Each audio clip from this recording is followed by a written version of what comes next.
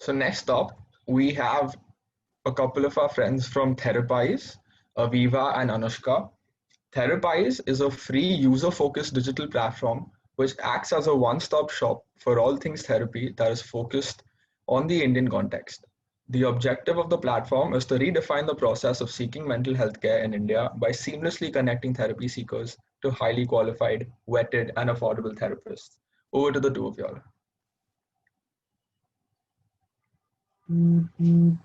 Thanks so much for that introduction and honestly for having us here. I think Aviva is having a bit of internet trouble. Aviva, have you rejoined the call? Okay, I don't think she has yet, but she'll sort of be joining us and when she can. I just though wanted to start by saying I know you all have been talking about mental health all day much, and it is a heavy topic. And of course, it being World Mental Health Day and all, I understand that sometimes like it can feel quite serious to talk about. But I think here at Therapize, we truly believe that mental health is something that we should be talking about every single day, not just sort of on World Mental Health Day. And I just want to begin a little bit by sort of giving a little context as to who we are, why we do what we do, and then we will sort of take you all through a couple of the more tangible things that we do. So just sort of beginning, say around when the pandemic first hit, right? Mental health has been an issue in our country for decades. But given the context of the pandemic, I think for the first time, people who otherwise, had been like, okay, TK, like would be good to get help, but we are getting along. I think for the first time, everyone really felt that push, right? Where a pandemic just sort of threw everyone's plans into chaos. And so in that sense, we started seeing amongst our own friend circles that people were like, hey, do you know of a therapist? Can you connect me to someone? And what we found was that everywhere around us, like in the media, in newspapers, people would always talk about how India's youth is the most depressed. 1 in 8 students commit suicide every hour. These kind of facts were everywhere. But at the same time, being youths ourselves and sort of in our own friend circles, in our own networks, what we also saw is that there is this desire to go beyond conversation, right? Like, I think for so many young people now, the situation is not that they are unaware. The situation is that actually now we want to understand, okay, if I accept that mental health is as important as physical health, what can I do about it? And the weird thing is, because mental health has been so stigmatized in our country, if you have a headache or if you break your foot, you immediately know who to call, right? It's likely you have a family doctor, or you go to a general practitioner anywhere, and really they can sort of help you figure out what to do, how to like fix whatever has happened, how to move forward. But when it comes to therapy, we have so much sort of apprehension about going in the first place because who do we even go to, right? Like, even if you said that, okay, I want to take that next step and I want to seek help, the question is, where can you find a trusted, affordable, and sort of accessible practitioner? So that was really the question that we began with. And what we started finding was that there were very few spaces that were connecting people to high quality vetted therapists. So there were sort of young folks who were saying that we need to see a therapist. We understand that our mental health is not in a good state right now. And there were experts on the end who were saying that sort of we've done the training, we know what is required, etc., etc. But there was no connect between the two, right? No one was actually looking at doing the research behind saying, for example, when you go to a dentist, you won't go to someone who doesn't have a degree, right? It's like the most basic thing. Like, y'all would laugh at me if I said that, hey, there's some random person now and he's saying he's a dentist. Will you let him sort of fix your cavity? So I think in that same way with mental health care, because it's such a new industry, right? We don't even know, like, when you're looking for a therapist, what should you look for? What qualifications should they have?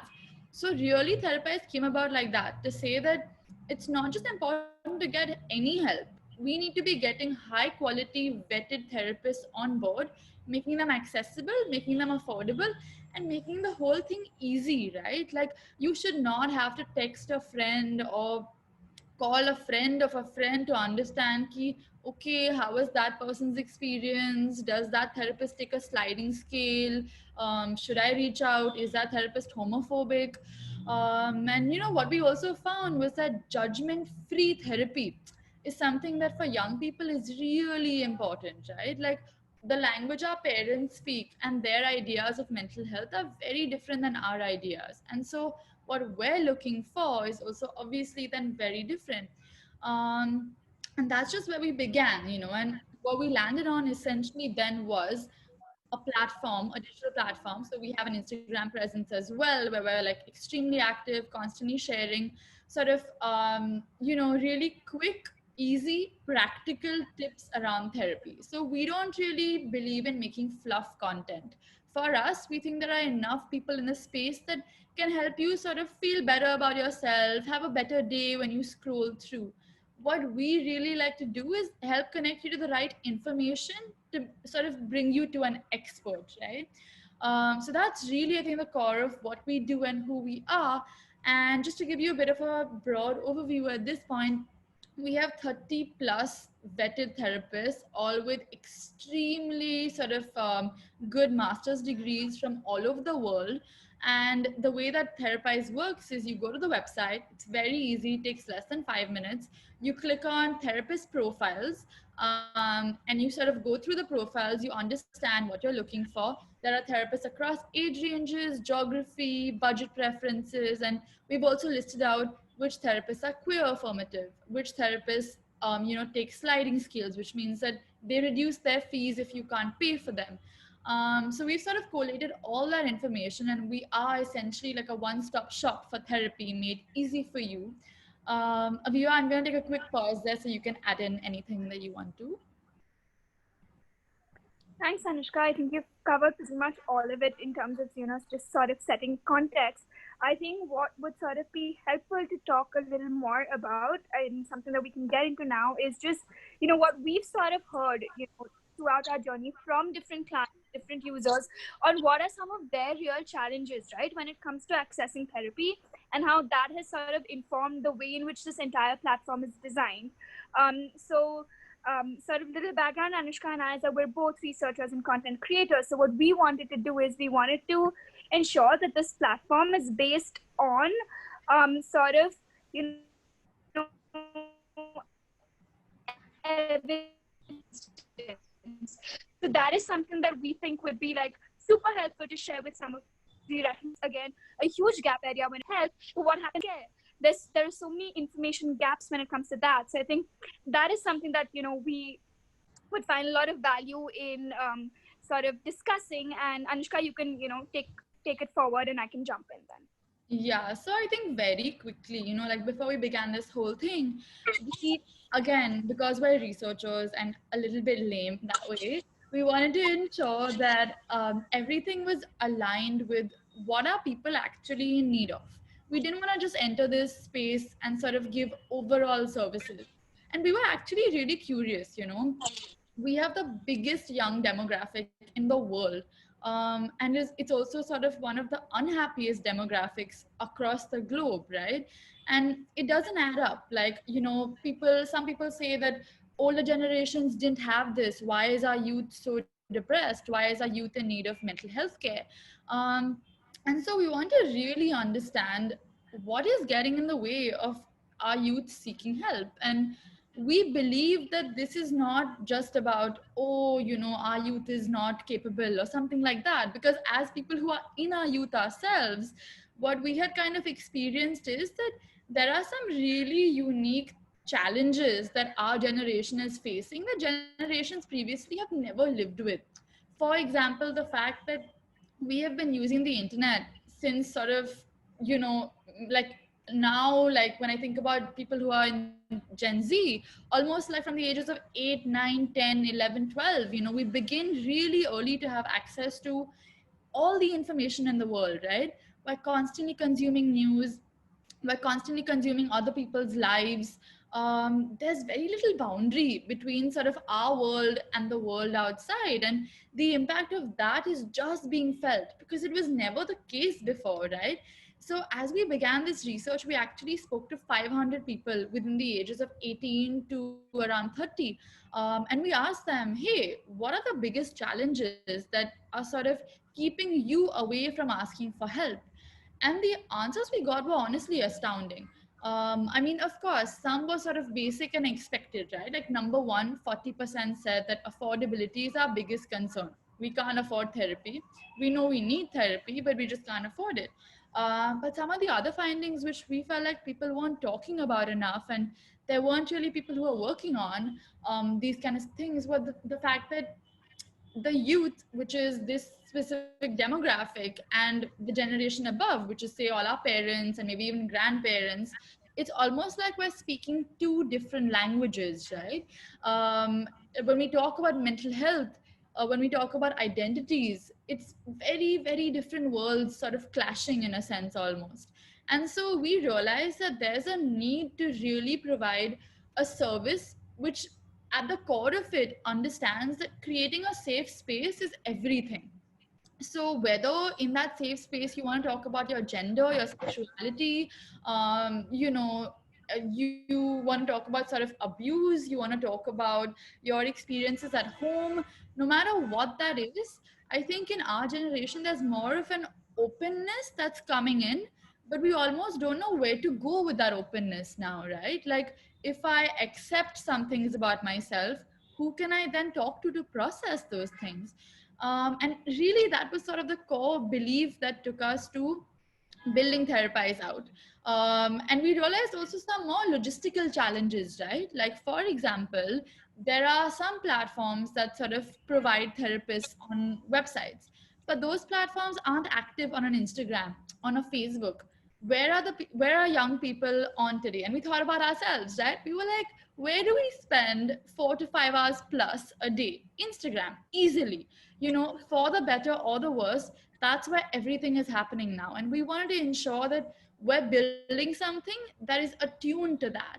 So really at the heart of it, we are content creators that don't just want to be putting out sort of expert advice, but want to be speaking to users. So we're absolutely user first. Nothing we put out will ever be jargonistic or super heavy. It's all from the perspective of, if someone was telling this to us, how would we receive it? How would we understand it? As sort of two lay people who are researchers in the space, but are also just young people who understand content, right? So that's really where it began. And we understood this massive gap area where no one was sort of taking a collated picture. There were experts working in isolation, there were some media platforms working, there were some therapy portals working, but that conversation was not happening with all of them. And so what was happening in the process is, when we would tell some of our friends that, hey, there's maybe this service that you can use, or there's this therapist, they were shocked. They said, we never knew that these existed.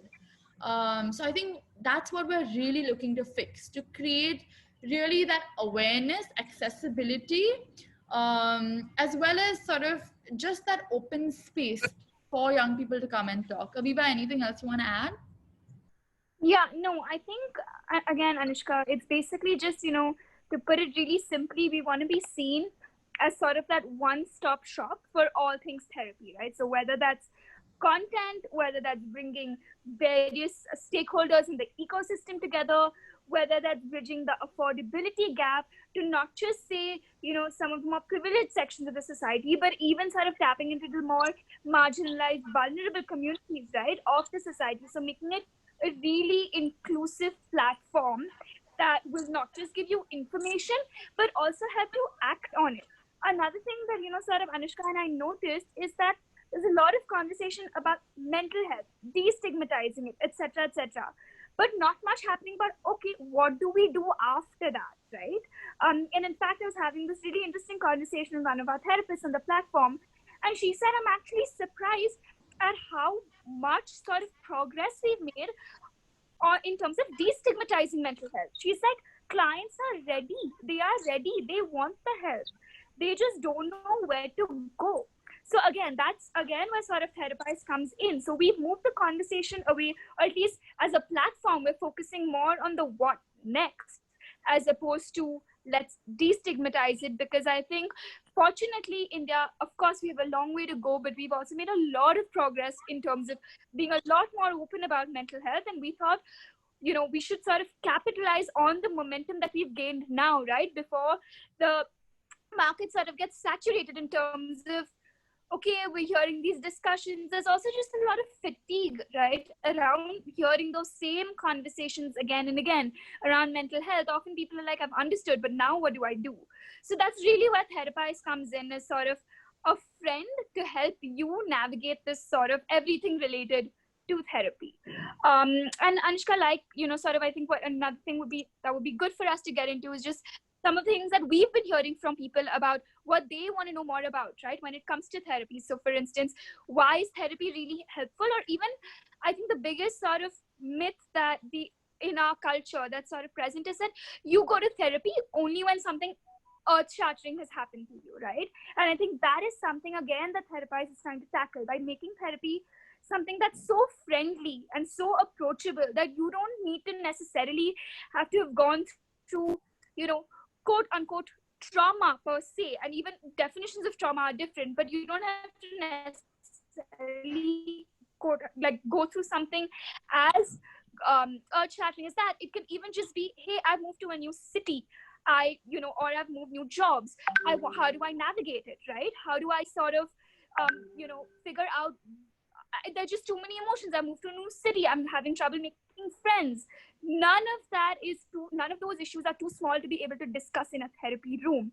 And I think that's, and even sort of what we've made a lot of progress again when it comes, in terms of conversation, is that we realize that you don't need to have a problem to go to therapy. And I think it's especially the generation above us has spoken a lot about, oh, why do you need to go to therapy? What's the problem? Talk to me. Or, are you, what you need, what help do you need fixing? Sort of, what do you need fixing for? But that's what we're trying to tackle, right? We're trying to sort of step away from that and be like, therapy should be something that's part of your lifestyle. It's a lifestyle choice. It's not something that you have to go to because you are mentally sick or you have a problem. You want to grow. You want to just build more self-awareness. You want to understand what your triggers are. We all carry our emotional baggage. And I think that is sort of what therapy is all about. Big or small, it sort of provides you with a safe space to discuss anything. Hey, I've just had a bad day. I want to talk to my therapist because she's an objective sounding board. So I think that's sort of where we're at. And I think even in terms of I think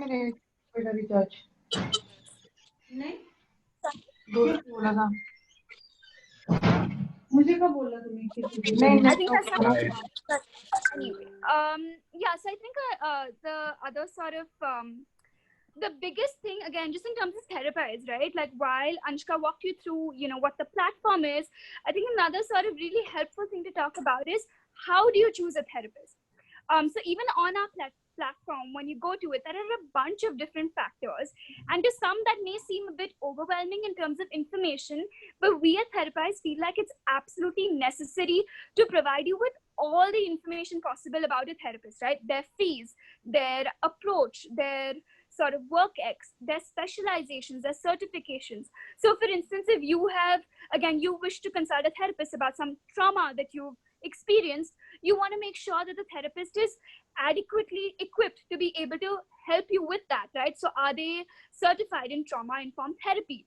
If you identify as queer, are they sort of equipped to, again, help you with those context-specific issues? Are they queer affirmative? Are they certified?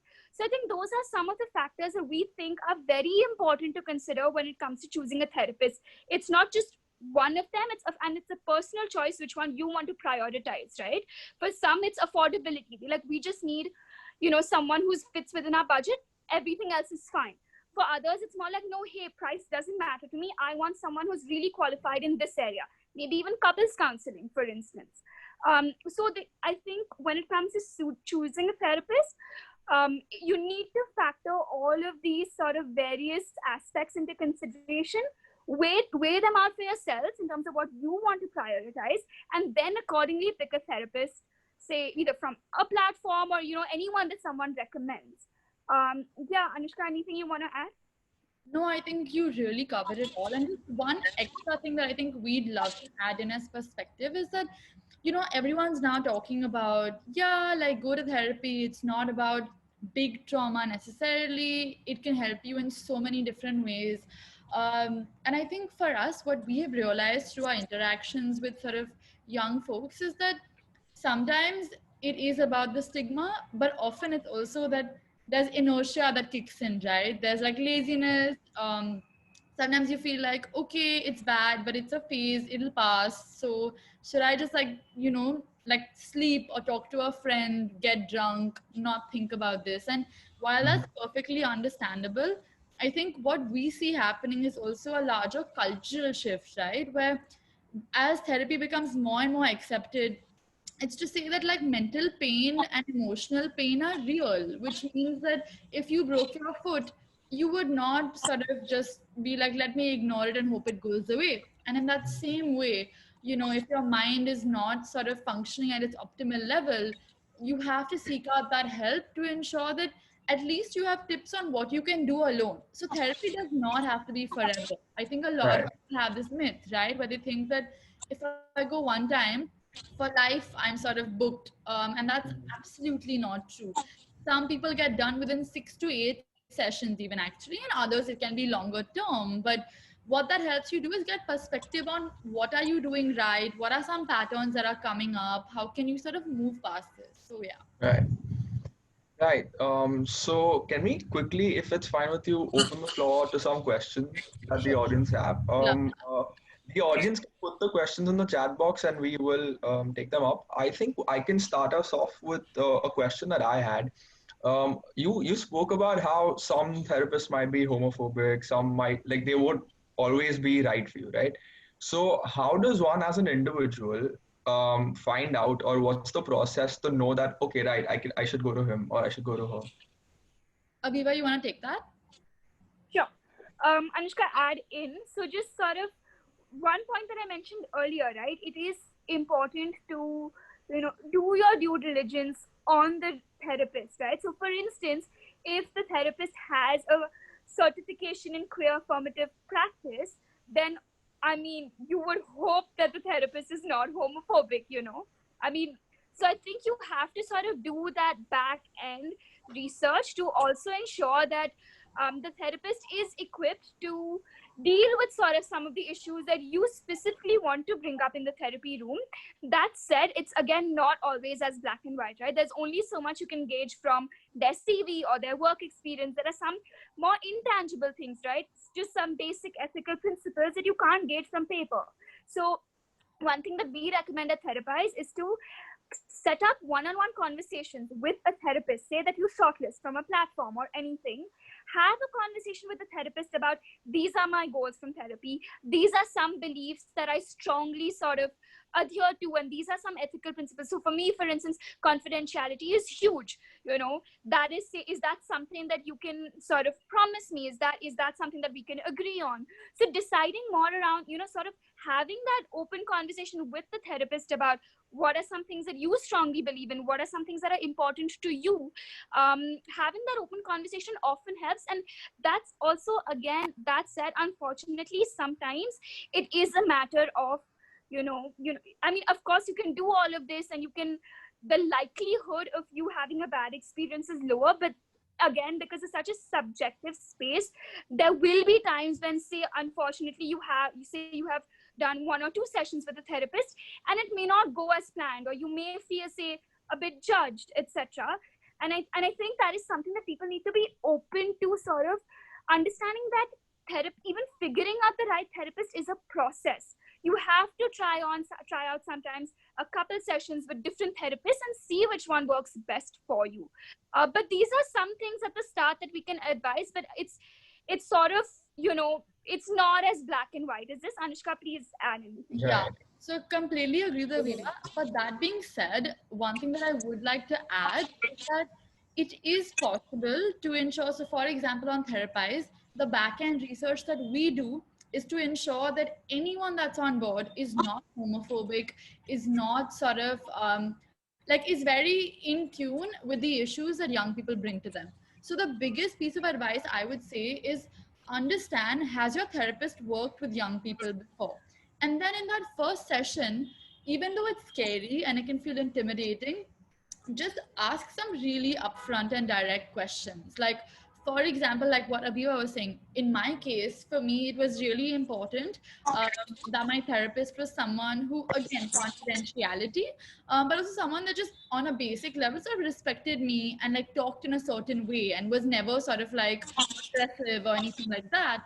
And of course, that's normally something that's guaranteed, but because I was able to articulate that and just say that, hey, I want to confirm that I'm looking for a bit more of a gentle style.